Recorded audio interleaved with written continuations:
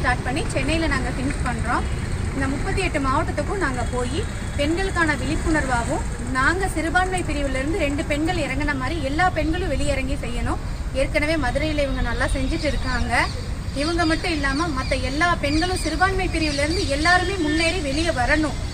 நம்ம மேலிடத்துல ராகுல் காந்தி அவரோட ஆட்சி அமைச்சாதான் இங்க இருக்க நம்மளும் நல்லபடியா ஆட்சியை கொண்டு போக முடியுங்கிறதுக்காக அதுக்காக நாங்க வெளியே இறங்கி ரெண்டு பேரும் வந்திருக்கோம்.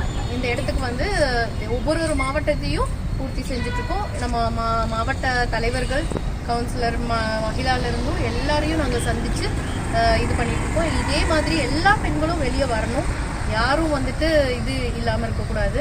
அதே மாதிரி பாதுகாப்பு இல்ல அப்படின்னு நினைக்கிறேன். இந்த ஆட்சியில வந்து நம்ம நாங்க நீலகிரியில ஆரம்பிச்சோம். இன்னும் மட்டும் இந்த இடம் மட்டும் நாங்க வந்த இடத்துல மட்டும் ஒவ்வொரு இடத்துலயும் எங்களுக்கு எல்லா ஆண்களும் வந்து அவங்க குடும்பத்துல இருக்கிறவங்கள மாதிரி பாத்துக்கிட்டாங்க. இதே மாதிரிதான் நம்ம இந்த ஆட்சி இருக்குங்கிறத கண்டிப்பா இந்த நாங்க இப்படி போறோங்கிறது ராகுல்ஜிக்கு வந்து தெரியணும். காங்கிரஸ் கட்சியின் மாநில மகிழா காங்கிரஸ் தலைவி அசினா சையத் ஆணைக்கிணங்க பெண்கள் பாதுகாப்பு விழிப்புணர்வு மற்றும் மகாத்மா காந்தி 100 நாள் வேலைவாய்ப்பு திட்டம் மாற்றப்பட்டதற்கு எதிர்ப்பு தெரிவித்து நீலகிரியில் இருந்து வாகனத்தில் புறப்பட்டு பயணமாக மதுரை வந்த மகிழா காங்கிரஸைச் சேர்ந்த நூருல் இக்பால், அப்சீனா ஆகியோரை மதுரை தல்லாகுளத்தில் மதுரை மாவட்ட மகிழா காங்கிரஸ் தலைவி கமலா, மதுரை வீரன் மற்றும் மாநில பொதுக்குழு உறுப்பினர் வீரபாஞ்சிநாதன் ஆகியோர் வரவேற்றனர்.